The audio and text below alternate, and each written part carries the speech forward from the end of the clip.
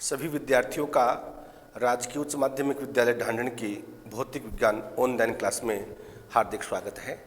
विद्यार्थियों, गाउस के नियम के अनुप्रयोगों की श्रृंखला को हम शुरू कर चुके हैं।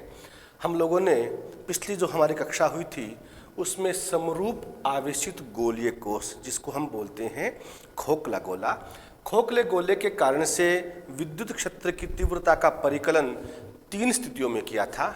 पहला था बिंदु बाहर है, तो हमने पाया था कि विद्युत क्षेत्र की तीव्रता दूरी के वर्ग के व्युत्क्रमानुपाती होती है।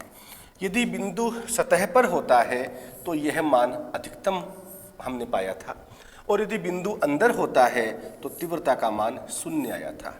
विद्यार्थियों, परीक्षा में आप लोगों को ध्यान रखना है, जब आपसे कहे अगला कि तीव्रता का दूरी के साथ में ग्राफ खींचिए, तभी आपको ये ग्राफ खींचना है, अदरवाइज आपको वहीं तक लिखना है। तो आज हम नए टॉपिक की शुरुआत कर रहे हैं, हालांकि उसी का पार्ट है समरूप आवेशित गोलीय कोश के कारण विद्युत क्षेत्र की तीव्रता का दूरी के साथ आलेख। तो हम लोगों को ये तीनों ग्राफ यहाँ पर दर्शाने हैं। सारे बच्चे समझने का प्रयास करना। यह विद्यार्थियों हमारा अक्ष हो गया है। यह मूल बिंदु जिसको आप गोले का केंद्र बोल रहे हैं। गोले की त्रिज्या है विद्यार्थियों r, तो यहाँ पर ये भाग हो गया है गोले की त्रिज्या का, यह हो गया है r, गोले की त्रिज्या r है। यहाँ पर ये जो क्षेत्र है वो बाहर वाला है, तो आप कह देंगे बाहर। ये भी क्षेत्र है बाहर का। सबसे पहले आप लोगों को बाहर के लिए तीव्रता और दूरी के मध्य ग्राफ खींचना है। देखो बच्चों, E inversely proportional to r square, जब हम लोगों ने विद्युत क्षेत्र की तीव्रता का सामान्य व्यंजक पढ़ा था उसी समय हमारी स्थिति क्लियर हो गई थी। तो E inversely proportional to r square का यह ग्राफ आ जाएगा हमारा, E inversely proportional to r square, E inversely proportional to r square. दूसरी कंडीशन क्या थी? सतह पर इसका मान मैक्सिमम होता है, तो y अक्ष पर E का मान आप मैक्सिमम दर्शा दीजिए। कहाँ पर? सतह पर। यह हो गया है E मैक्सिमम। ये जो क्षेत्र है वो अंदर का है। हम लोगों ने x अक्ष पर तो क्या लिया है? दूरी, और y अक्ष पर किसका मान लिया है आपने? E का मान। अब आप अंदर क्या देख रहे हैं? E inside 0। आपको ध्यान है x अक्ष पर तो y कोऑर्डिनेट 0 और y अक्ष पर x कोऑर्डिनेट 0, तो यहाँ पर क्या आ जाएगा अंदर x अक्ष पर? E बराबर 0। ये आ गया E बराबर 0, E बराबर 0। आप लिख देना विद्यार्थियों यहाँ पर अंदर। तो ध्यान रखना भाई, माध्यमिक शिक्षा बोर्ड की परीक्षा में और CBSE की परीक्षा में अनेकों बार 1 नंबर या 2 नंबर के प्रश्न में आया हुआ है, समरूप आवेशित गोलीय कोश या खोखले गोले के कारण विद्युत क्षेत्र की तीव्रता का दूरी के साथ आलेख खींचिए। सब बच्चों के समझ में आ गया? अपने होमवर्क वाली नोट्स वाली कॉपी में ये ग्राफ नोट कीजिए। आगे बढ़ते हैं।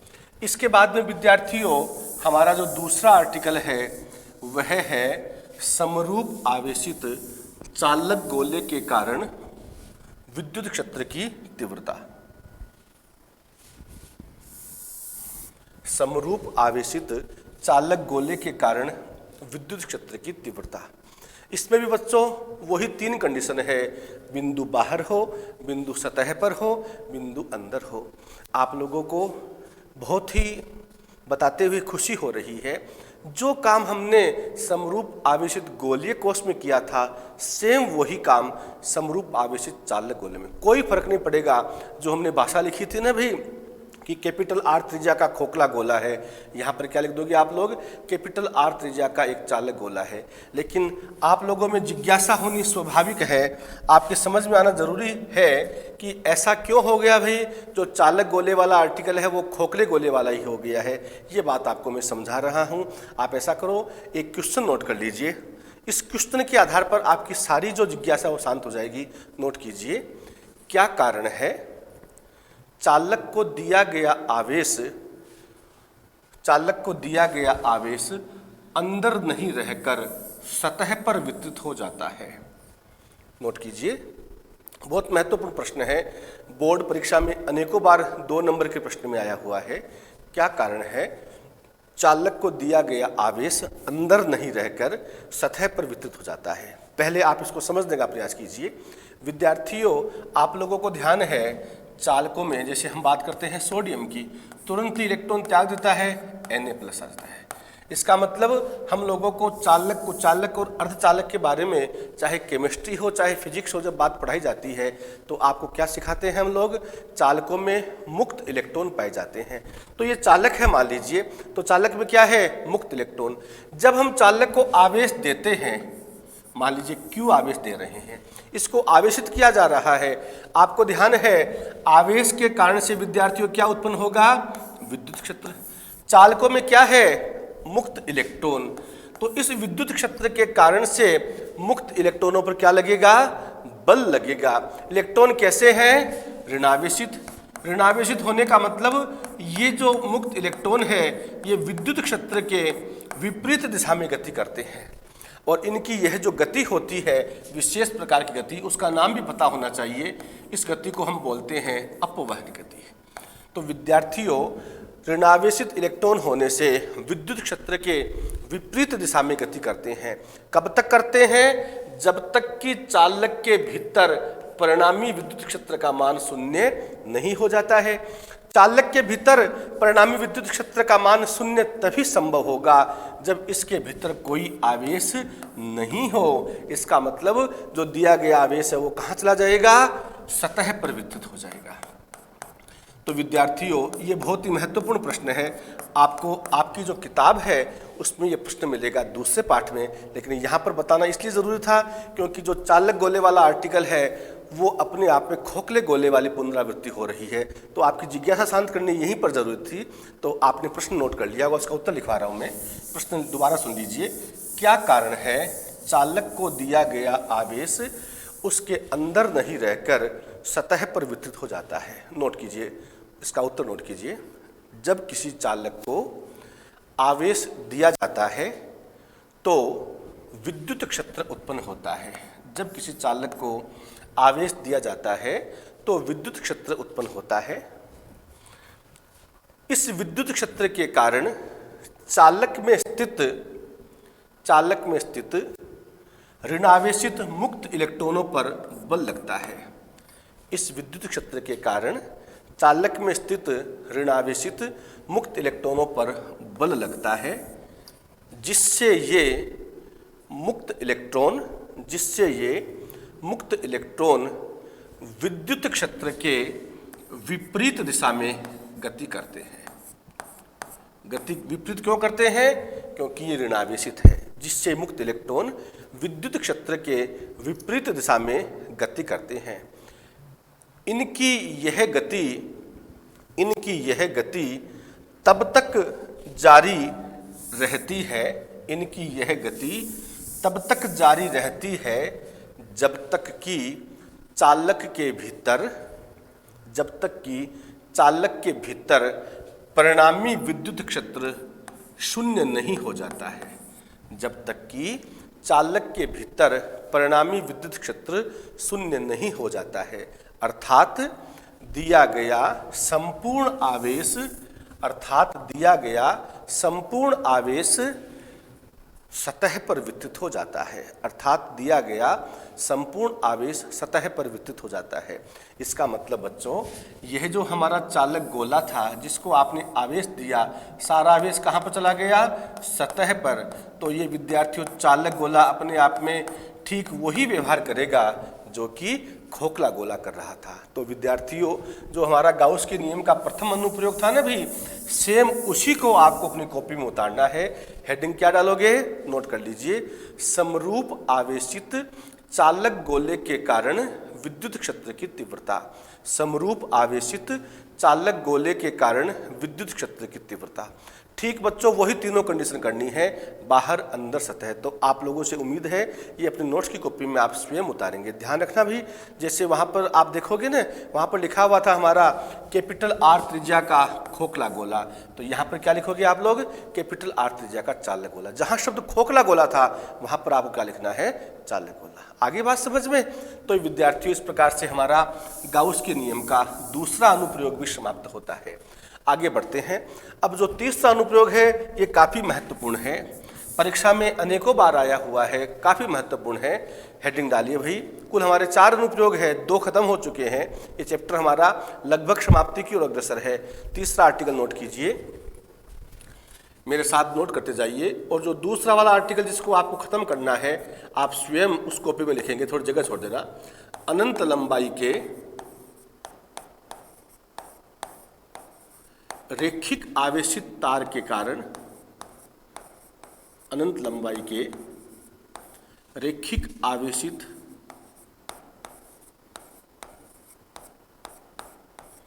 तार के कारण विद्युत क्षेत्र की तीव्रता। अनंत लंबाई के रैखिक आवेशित तार के कारण विद्युत क्षेत्र की तीव्रता, विद्युत क्षेत्र की तीव्रता काफी महत्वपूर्ण आर्टिकल है। लेकिन बच्चों, यदि आप साथ साथ अध्ययन कर रहे हैं तो मुझे पूर्ण उम्मीद है कि सारी बातें आपके क्लियर होते जा रही हैं। समझने का प्रयास करना भाई। यह विद्यार्थियों आपका आर्टिकल क्या है, अनंत लंबाई। तो अनंत लंबाई का तार तो हम बना नहीं सकते, अनंत लंबाई के तार का एक भाग ले सकते हैं। तो हमने ये ले लिया है अनंत लंबाई के तार का एक भाग। चूंकि अनंत लंबाई है तो दोनों ओर ऐसे डॉटेड लाइन दिखा देंगे। ये डॉटेड लाइन दिखा देना यहाँ पर।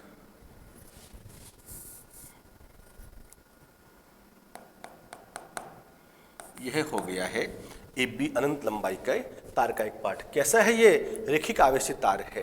देखो बच्चों, जहाँ पर भी अनंत की बात आती है हम लोग वहाँ पर यह नहीं कह सकते कि इस तार पर इतना आवेश है, इस पृष्ठ पर इतना आवेश है। आप लोगों को यदि याद है, मैंने आपको सतत आवेश बताया था।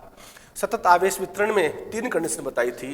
एक तो आयतन आवेश वितरण, जहाँ पर हमने इस्तेमाल किया था रो बराबर क्या था, Q बट्टे बी। एक था हमारा पृष्ठ आवेश वितरण, वहाँ पर लिखा था हमने सिग्मा बराबर Q बट्टे ए। और एक लिया था हमने लेमडा बराबर Q बट्टे एल, इकाई लंबाई पर आवेश की मात्रा। ये जो इकाई लंबाई, इकाई क्षेत्रफल और इकाई आयतन वाली बात है, आप लोगों को वही करनी है जहाँ पर आप अनंत आकृति की बात कर रहे हैं।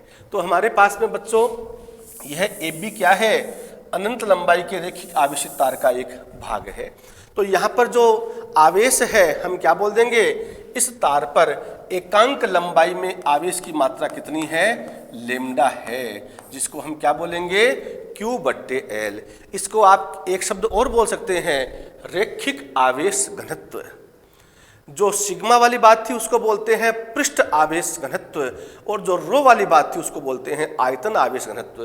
तो यहाँ पर लेमडा का मतलब क्या है, आवेश बट्टे लंबाई, एकांक लंबाई में आवेश की मात्रा, रैखिक आवेश घनत्व। तो इस तार पर विद्यार्थियों रैखिक आवेश घनत्व कितना है, लेमडा है। इस तार से विद्यार्थियों हमारा उद्देश्य है लंबवत दूरी स्मॉल r पर यह कोई पॉइंट है जिसका नाम दे दिया आपने P।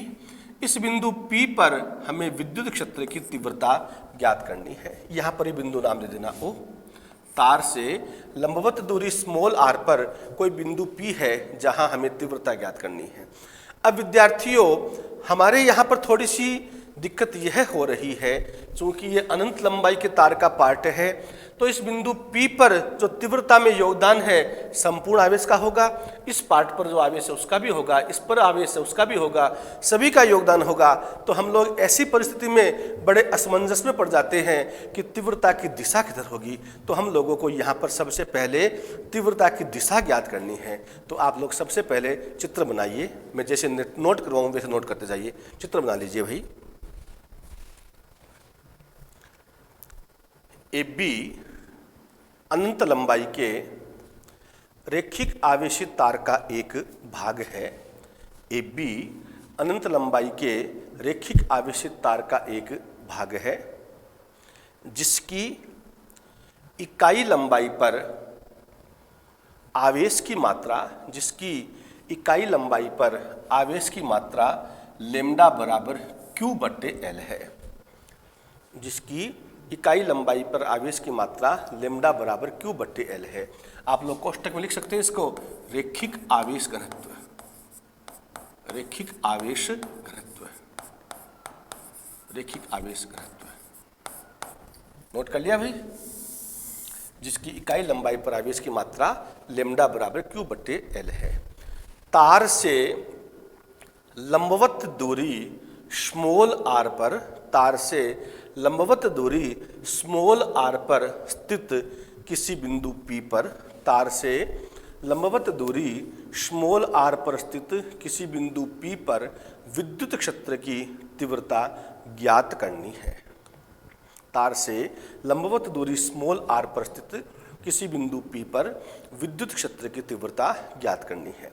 अभी आपको मैंने बताया था कि विद्युत क्षेत्र की तीव्रता ज्ञात करने से पूर्व हम लोगों को किसका मान ज्ञात करना पड़ेगा, दिशा की वैल्यू ज्ञात करनी पड़ेगी। तो हम लोग तीव्रता का मान तो बाद में ज्ञात करेंगे, पहले दिशा का निर्धारण करेंगे। नोट कीजिए या पहले समझ लीजिए, इस दिशा का निर्धारण करने के लिए बच्चों आप क्या करेंगे, ये जो बिंदु O है, इस बिंदु O के सापेक्ष ये दो सिमेट्रिकल अल्पांश ले लीजिए। सिमेट्रिकल का मतलब क्या हुआ, इन दोनों अल्पांशों की बिंदु O से दूरी समान है। अभिष्ट बिंदु P की भी इन अल्पांशों से दूरी समान है। इसका मतलब इन दोनों अल्पांशों के कारण से, नाम दे दिया आपने, इसको नाम दे दिया बच्चों आपने A1, इसको नाम दे दिया आपने A2। दोनों अल्पांशों के अभिष्ट बिंदु से दूरी समान है, इसका मतलब इन दोनों अल्पांशों में जो आवेश है उसके कारण से बिंदु P पर तीव्रता का परिमाण क्या रहेगा, समान रहेगा। लेकिन आपको जानकारी दे रखी है मैंने कि तीव्रता की जो दिशा होती है वह हमेशा अभिष्ट बिंदु को मिलाने वाली रेखा के अनुदिश होती है। तो विद्यार्थियों, इस A1 के कारण जो तीव्रता है उसको आपने कह दिया DE, क्योंकि परिमाण तो समान है, दिशा किधर हो गई, A1 को P से मिलाने वाली रेखा के अनुदिश। इसी प्रकार से बच्चों, इस A2 के कारण से बिंदु P पर जो तीव्रता है उसका परिमाण भी DE रहेगा। डायरेक्शन किधर हो गई, A2 को P से मिलाने वाली रेखा के अनुदिश। दोनों अल्पांशों की बिंदु P से दूरी समान है, इसका मतलब A1 को P से मिलाने वाली रेखा यदि OP के साथ में अल्फा कोण बनाती है तो विद्यार्थियों A2 को P से मिलाने वाली रेखा भी PO के साथ में अल्फा कोण ही बनाएगी। आ रही बात समझ में? अब आप क्या करेंगे, O को P से मिलाने वाली रेखा को विद्यार्थियों आगे बढ़ा दीजिए। ये आपने आगे बढ़ा दिया है। अब आप देख रहे हैं ये कोण अल्फा है, तो बोलो भाई ये कोण भी क्या होगा, अल्फा। क्यों हो गया है, शीर्षाभिमुख। ये कोण अल्फा तो ये कोण भी अल्फा, ये भी शीर्षाभिमुख कोण। तो यहां तक कि बच्चों आप एक बार भाषा नोट कर लीजिए। विद्युत क्षेत्र की तीव्रता का मान ज्ञात करने से पूर्व आपने लिखा है, दोबारा सुन लीजिए, तार से लंबवत दूरी स्मॉल r पर स्थित किसी बिंदु P पर विद्युत क्षेत्र की तीव्रता ज्ञात करनी है। उसके आगे सेंटेंस लिखिए, तीव्रता का मान ज्ञात करने से पूर्व तीव्रता की दिशा निर्धारित करने हेतु, तीव्रता की दिशा निर्धारित करने हेतु बिंदु O के सममित, बिंदु O के सापेक्ष लिख दो आप, बिंदु O के सापेक्ष दो सममित अल्पांश A1 व A2, बिंदु O के सापेक्ष दो सममित अल्पांश A1 व A2 इस तरह से लेते हैं कि इन दोनों की अभिष्ट बिंदु P से दूरी समान हो। बिंदु O के सापेक्ष दो सममित अल्पांश A1 व A2 इस तरह से लेते हैं कि इन दोनों की अभिष्ट बिंदु P से दूरी समान हो। अतः जब दूरी समान होगी बच्चों, इसका मतलब जितनी तीव्रता इसके कारण से होगी उतनी ही तीव्रता इसके कारण से होगी। अतः दोनों अल्पांशों के कारण बिंदु P पर विद्युत क्षेत्र की तीव्रता का परिमाण तो कितना है भाई, ये तीव्रता परिमाण ये हो गया ना, जिसको आप केवल D बोल रहे हैं। अतः दोनों अल्पांशों के कारण बिंदु P पर तीव्रता का परिमाण तो समान रहेगा। दिशा किधर है भाई, आपको बार बार सारी बातें बताने की जरूरत नहीं, स्पष्ट है। वह दिशा, परिमाण तो समान रहेगा, वह दिशा चित्र की भांति है, वह दिशा चित्र की भांति है। लिख लिया। अब देखो बच्चों ध्यान देना, अब ये अल्फा वाली बात भी आपको लिखने की जरूरत नहीं है, चित्र में स्पष्ट हो गई। अब आप पहले इस वाले डी पर ध्यान दीजिए। ये वाला जो डी है किसके कारण से है? A2 के कारण से। किस बिंदु पर? P पर। ये किसके साथ कोण बना रहा है? इस बिंदुवत रेखा के साथ में। तो जब कोई राशि जिसको हम घटकों में बांटना चाह रहे हैं वह जिस भुजा के साथ कोण बना रही है उस भुजा के अनुदिश उसका कौन सा घटक आ जाएगा? कोस घटक। तो ये आ गया DE कोस अल्फा। इसका ऊर्ध्व घटक इससे 90 डिग्री कोण पर, यह हो गया है विद्यार्थियों इसका ऊर्ध्व घटक, इसको कह दिया आपने DE साइन अल्फा। इसी प्रकार से बच्चों अब आप लोग इस D की बात कीजिए। ये D किसके कारण से है? अल्पांश A1 के कारण से। ये D भी किसके साथ कोण बना रहा है? इस बिंदुवत रेखा के साथ में। तो इस बिंदुवत रेखा के अनुदिश ये घटक क्या हो जाएगा? DE cos alpha. और ऊर्ध्व घटक इससे 90 डिग्री कोण पर, यह आ गया है DE साइन अल्फा। आपने लिखा है, जो सेंटेंस है उसको आगे बढ़ाना है। आपने लिखा है पर D का परिमाण तो समान रहता है, दिशा चित्र की भांति है। अब आगे नोट करो, DE को चित्र की भांति, DE को चित्र की भांति क्षैतिज, ये तो घटक हो गए बच्चों क्षैतिज, D को चित्र की भांति क्षैतिज एवं, ये वाले घटक कौन से हो गए? ऊर्ध्व। क्षैतिज एवं ऊर्ध्व घटकों में वियोजित करने पर, हमने वियोजित कर लिया है, क्षैतिज एवं ऊर्ध्व घटकों में वियोजित करने पर हम पाते हैं, क्या पा रहे हैं बच्चों? ध्यान देना, ये जो ऊर्ध्व घटक है ये दोनों समान परिमाण के हैं। दिशा क्या है? दोनों की विपरीत है, एक ही रेखा पर है। गणित में क्या सिखाते हैं आपको? समान परिमाण, विपरीत दिशा और सहरेखीय होने की स्थिति में एक दूसरे को निरस्त कर देते हैं। तो आपकी लाइन क्या लिखनी है आपको? आपने लिखा है D को क्षैतिज एवं ऊर्ध्व घटकों में वियोजित करने पर हम पाते हैं कि ऊर्ध्व घटक तो समान परिमाण, विपरीत दिशा एवं सहरेखीय होने के कारण, कोलिनियर जिसको बोलते हैं, समान परिमाण, विपरीत दिशा एवं सहरेखीय होने के कारण एक दूसरे को निरस्त कर देते हैं, एक दूसरे को निरस्त कर देते हैं। जबकि क्षैतिज घटक एक ही दिशा में होने से जुड़ जाते हैं, जबकि क्षैतिज घटक एक ही दिशा में होने से जुड़ जाते हैं। इसका मतलब बच्चों यहाँ पर यह बात स्पष्ट हो गई है कि इस बिंदु P पर विद्युत क्षेत्र की तीव्रता में जो घटकों का योगदान रहेगा वो कौन से घटकों का रहा है? क्षैतिज घटकों का। ऊर्ध्व घटक तो निरस्त हो गए। अब ये क्षैतिज घटक अपने आप में देखना, ध्यान देना, ये मेरा हाथ मान लीजिए अनंत लंबाई के तार का एक पार्ट है। ये वाले घटक तो थे ना D साइन अल्फा तो निरस्त हो गए। ये है D कोस अल्फा। ये हालांकि क्षैतिज घटक है लेकिन तार के लिए क्या हो गए? ये तार की लंबाई के लंबवत। इसका मतलब बच्चों अनंत लंबाई के रेखिक आवेशित तार के कारण विद्युत क्षेत्र की तीव्रता की जो दिशा होगी वो तार की लंबाई के लंबवत होगी। अर्थात अनंत लंबाई के रेखिक आवेशित तार के कारण, अर्थात अनंत लंबाई के रेखिक आवेशित तार के कारण विद्युत क्षेत्र की तीव्रता की दिशा, विद्युत क्षेत्र की तीव्रता की दिशा तार की लंबाई के लंबवत होती है। विद्युत क्षेत्र की तीव्रता की दिशा तार की लंबाई के लंबवत होती है। दिशा ज्ञात कर ली। अब बच्चों आपको तीव्रता का परिकलन करना है। आप सभी को बताया हुआ है कि गाउस के नियम से यदि हमें तीव्रता ज्ञात करनी है तो बच्चों हर हालत में हम लोगों को क्या करना पड़ेगा? गाउस से पृष्ठ का निर्माण करना पड़ेगा। सारे बच्चे ध्यान देना भाई, यह विद्यार्थियों हमारा अनंत लंबाई का रेखिक आवेशित तार का एक पार्ट था। तो आप क्या करेंगे? यहाँ पर जो अनंत लंबाई का रेखिक आवेशित तार है उसको अक्ष मानते हुए, अक्ष एबीसीडी वाला अक्ष नहीं, यहाँ पर जो पृष्ठ बनाना है आप लोगों को वो बनाना है विद्यार्थियों बेलनाकार पृष्ठ। अब आप कह सकते हैं मेरे से यहाँ पर कि बेलनाकार पृष्ठ ही क्यों, गोलाकार क्यों नहीं? तो विद्यार्थियों यहाँ पर स्थिति ऐसी है कि हमें ऐसे पृष्ठ का चुनाव करना होता है जिससे तीव्रता का परिमाण समान रहे। तो यहाँ पर तीव्रता का परिमाण समान रखने के लिए यदि हम गोला बनाते हैं तो देखो बेटा गोला 3D होता है, ये गोला ऐसे बनेगा। तो दूरी अलग अलग, दूरी जब अलग अलग होगी तो तीव्रता भी अलग अलग।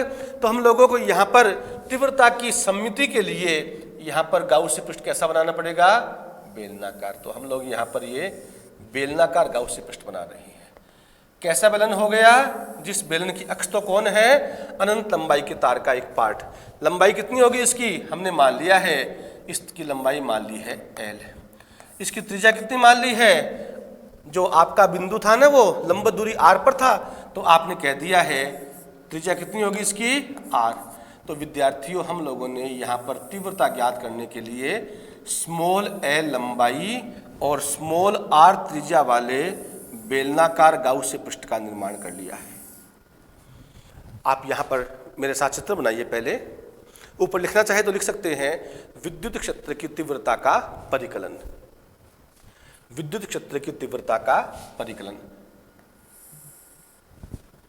यहां पर नोट कर लीजिए बच्चों। तीव्रता का परिकलन हेतु चित्र की भांति स्मॉल l लंबाई व स्मॉल r त्रिज्या वाले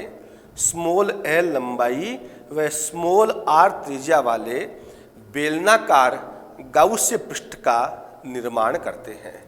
स्मॉल l लंबाई व स्मॉल r त्रिज्या वाले बेलनाकार गाउसियन पृष्ठ का निर्माण करते हैं। अब सारे बच्चे ध्यान देना भाई, हम लोगों ने शुरू में क्या माना था, लैम्डा बराबर Q बट्टे L। इसका मतलब बच्चों इस गाउसियन पृष्ठ में जो आवेश होगा उसका मान कितना हो जाएगा, लैम्डा L। कितना हो जाएगा भाई, लैम्डा L, क्योंकि लंबाई कितनी है L। तो आप लिख लीजिए बेलनाकार गाउसियन पृष्ठ में आवेश का मान लैम्डा L होगा। बेलनाकार गाउसियन पृष्ठ में आवेश का मान लैम्डा L होगा। लिख लिया भाई, बेलनाकार गाउसियन पृष्ठ में आवेश का मान लैम्डा L होगा। अब बच्चों ध्यान देना, यह हमारा जो अभिष्ट बिंदु था ये था ही ना, यानी बिंदु P कहां पर है, इसके वक्राकार भाग पर। बेलन में आप लोगों को गणित वाले सर बार बार बताते हैं, छठी सातवीं आठवीं में सारी बात सिखाई जाती है। बेलन में विद्यार्थियों दो तो होते हैं वृत्ताकार भाग और एक होता है वक्राकार भाग। अभी हमने ज्ञात किया है कि जो अनंत लंबाई के रेखिक आवेशित तार के कारण से विद्युत क्षेत्र की तीव्रता की दिशा है वह हमेशा किधर होगी भाई, तार की लंबाई के लंबवत। यहाँ पर जो हमारा बेलनाकार पृष्ठ है इसको तीन भागों में बांट लिया। एक तो हो गया हमारा ये S1 वृत्ताकार पृष्ठ, एक हो गया हमारा ये S2 वृत्ताकार पृष्ठ और तीसरा हो गया है हमारा ये S3 वक्राकार पृष्ठ। प्रत्येक भाग पर जो तीव्रता की दिशा है वो किधर है भाई, तार की लंबाई के लंबवत। इस पर भी बच्चों ये डायरेक्शन है, इस पर भी विद्यार्थियों यह वाली डायरेक्शन, और इस S2 पर भी तीव्रता डायरेक्शन यह हो गई। अब हम लोगों को जब गाउस के नियम का प्रयोग करना होता है, हमें विद्युत फ्लक्स की परिभाषा भी काम में लेनी पड़ती है। वहां पर हमें विद्यार्थियों क्षेत्रफल अल्पांश की जरूरत पड़ती है। आप मेरे साथ ध्यान देंगे, जैसे मान लीजिए यह विद्यार्थियों बेलनाकार पृष्ठ है, इसको समझ लीजिए भले ही ये बेलनाकार पृष्ठ है, हमारे पास में ये S1 है, ये वाला S1 है वृत्ताकार भाग। यहाँ से हमें कोई टुकड़ा लेना है तो हमारा हाथ कैसे चलेगा भाई, हम इसको ऐसे खींचेंगे। आपको बताया हुआ है क्षेत्रफल अल्पांश की दिशा का मतलब कैसे ज्ञात करेंगे, जिस दिशा में आपका हाथ जा रहा है। तो यहाँ से हमें कोई टुकड़ा लेना होगा तो विद्यार्थियों ये जो वेक्टर ds है इसको हम ऐसे लेंगे ना भाई टुकड़े को, तो वेक्टर ds की दिशा हो गई है इस S1 के लिए वेक्टर E की दिशा के लंबवत। S2 पर आइए, ये S2 है, यहाँ से कोई टुकड़ा हमें अल्पांश खींचना है तो हमारा हाथ इस दिशा में जाएगा। जिस दिशा में हमारा हाथ जाता है वह विद्यार्थियों क्षेत्रफल अल्पांश की दिशा होती है। यह हो गई है वेक्टर ds की दिशा। अब बात करते हैं इस वक्राकार भाग S3 पर, यहाँ से कोई टुकड़ा खींचना है तो हम ऐसे खींचेंगे, हमारा हाथ इस दिशा में जाएगा। इसका मतलब इस S3 पर तो विद्यार्थियों जो ds की डायरेक्शन है वो वेक्टर E की दिशा के अनुदिश है, और इस S1 और S2 पर वेक्टर E और वेक्टर ds एक दूसरे के क्या है, लंबवत है। तो आप लोगों ने क्या लिखा है, तीव्रता का परिकलन हेतु स्मॉल l लंबाई व स्मॉल r त्रिज्या के बेलनाकार गाउसियन पृष्ठ का निर्माण करते हैं। बेलनाकार गाउसियन पृष्ठ में आवेश का मान आपने लिखा है Q बराबर लैम्डा L। अब हमने इस बेलनाकार गाउसियन पृष्ठ की स्थिति ऐसी है, कितने भाग हो गए इसमें, तीन भाग हो गए, S1 S2 S3। नोट कर लीजिए बेटा, बेलनाकार गाउसीय पृष्ठ को चित्र की भांति S1 S2 व S3 में वियोजित करते हैं या बांटते हैं। बेलनाकार गाउसीय पृष्ठ को चित्र की भांति S1 S2 और S3 में वियोजित करते हैं। अब बच्चों यहाँ पर आप लोगों को परेशानी की जरूरत नहीं है, अब आप डायरेक्ट यहाँ पर आ जाइए, क्योंकि गाउस के नियम में जब भी कैलकुलेशन करते हैं विद्युत फ्लक्स की परिभाषा और गाउस का नियम, तो आप नोट कीजिए विद्युत फ्लक्स की परिभाषा एवं गाउस के नियम से। विद्युत फ्लक्स की परिभाषा एवं गाउस के नियम से देखो बच्चों, विद्युत फ्लक्स की परिभाषा आप सबको याद है, क्या याद है भाई? विद्युत क्षेत्र में स्थित किसी बंद विद्युत पृष्ठ से निर्गत विद्युत फ्लक्स का मान वेक्टर E और वेक्टर ds के डॉट प्रोडक्ट के बराबर होता है। ये विद्युत फ्लक्स की परिभाषा थी। यहाँ पर बंद पृष्ठ है, इसको लिख दिया आपने S, हम इसको बोल देते हैं surface integral vector E dot ds बराबर गाउस का नियम क्या कहता है? विद्युत क्षेत्र में स्थित किसी बंद विद्युत पृष्ठ से निर्गत विद्युत फ्लक्स का मान पृष्ठ से परिबद्ध आवेश व निर्वात की विद्युतशीलता के अनुपात के तुल्य होता है। ये भी फाई का मान, ये भी फाई का मान, दोनों को बराबर कर दिया। अब बच्चों यहाँ पर ध्यान देने की जरूरत है, आपका ये जो सरफेस है वो कितने भागों में है? S1 S2 और S3। तो आपका ये जो समाकलन है बंद पृष्ठ के लिए, इसको कितने भागों में तोड़ दोगे आप लोग? तीन भागों में। सारे बच्चे ध्यान से समझना।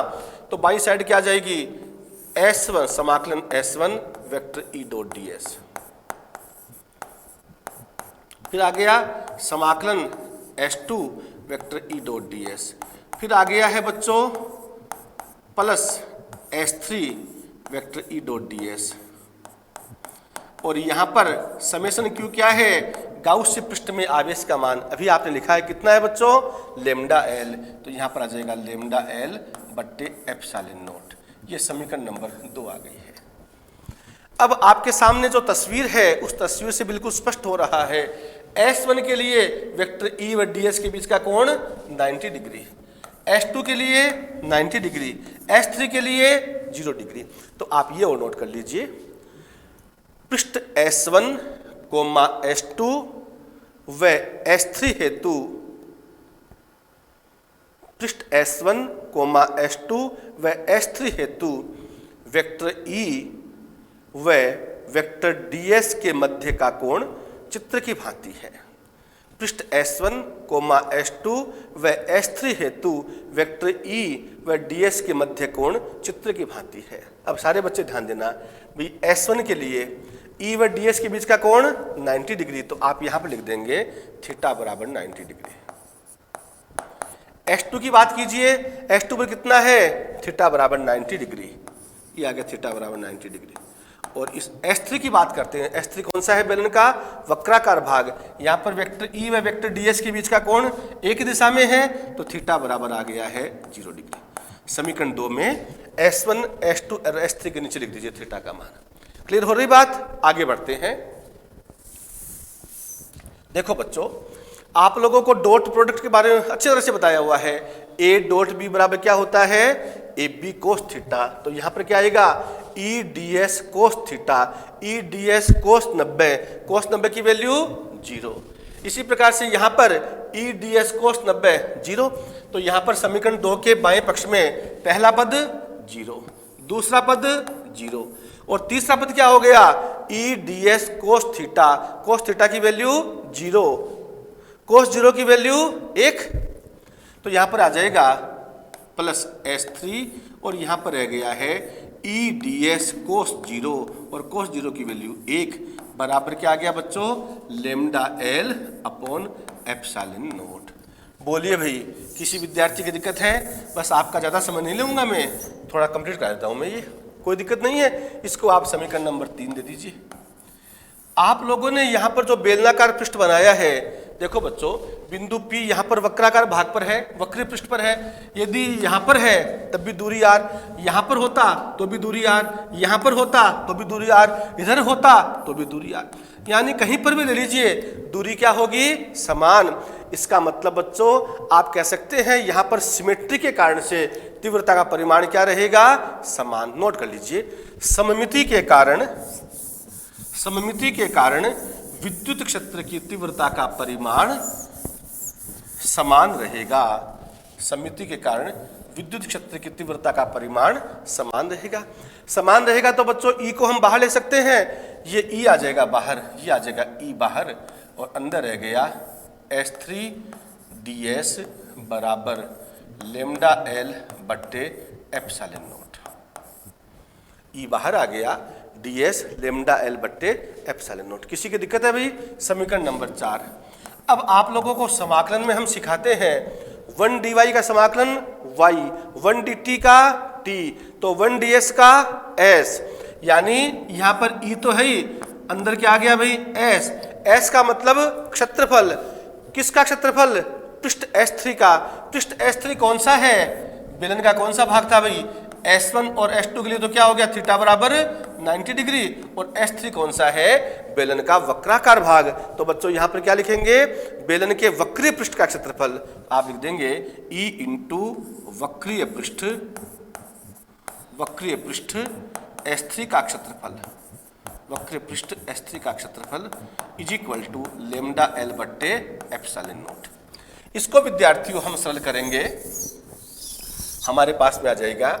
आप लोगों को जब बेलन का संपूर्ण पृष्ठीय क्षेत्रफल सिखाते हैं, बोलो क्या होता है? 2 pi r into R plus H.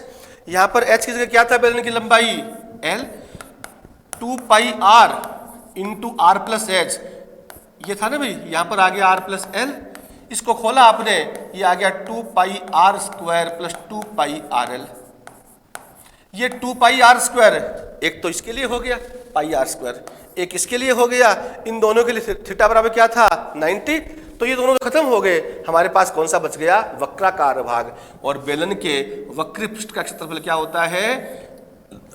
2 pi R H. यहाँ पर क्या लिखा हुआ है? एल, तो आ जाएगा 2 पाई आर एल। तो हम लिख देंगे E into 2 pi R L is equal to lambda L बट्टे एप्सिलॉन नॉट। इससे बच्चों ई का मान आ जाएगा, आप कह देंगे और ई बराबर क्या लिख दूं भाई? बोलो ई बराबर, देखो यहां पर एल से एल कैंसिल हो गया, आप कह सकते हैं lambda upon 2 pi r epsilon naught. आ गया ई बराबर 2 पाई आर एप्सिलॉन नॉट। लेकिन हमारी जो आदत है वो क्या है? 1/4 पाई एप्सिलॉन 0 की, क्योंकि इससे हमारी गणना में आसानी रहती है। तो 4 पाई बनाने के लिए नीचे 2 से गुणा कर देंगे, नीचे करेंगे तो ऊपर भी 2 से गुणा करना पड़ेगा। तो यह आ जाएगा ई बराबर, ये आ गया बच्चों 1/4 पाई एप्सिलॉन नॉट, ऊपर 2 आ जाएगा 2 लेमडा बट्टे क्या आ गया? आर। वेक्टर फॉर्म में लिखो तो ये आ जाएगा, यहाँ पर वेक्टर का निशान, यहाँ पर आर के। ये विद्यार्थियों अनंत लंबाई के रेखिक आवेशित तार के कारण विद्युत क्षेत्र की तीव्रता आ गई है। बाकी इसकी व्याख्या और परिकलन वगैरह ग्राफ का है वो हम कल करेंगे। आप सभी को बहुत बहुत धन्यवाद।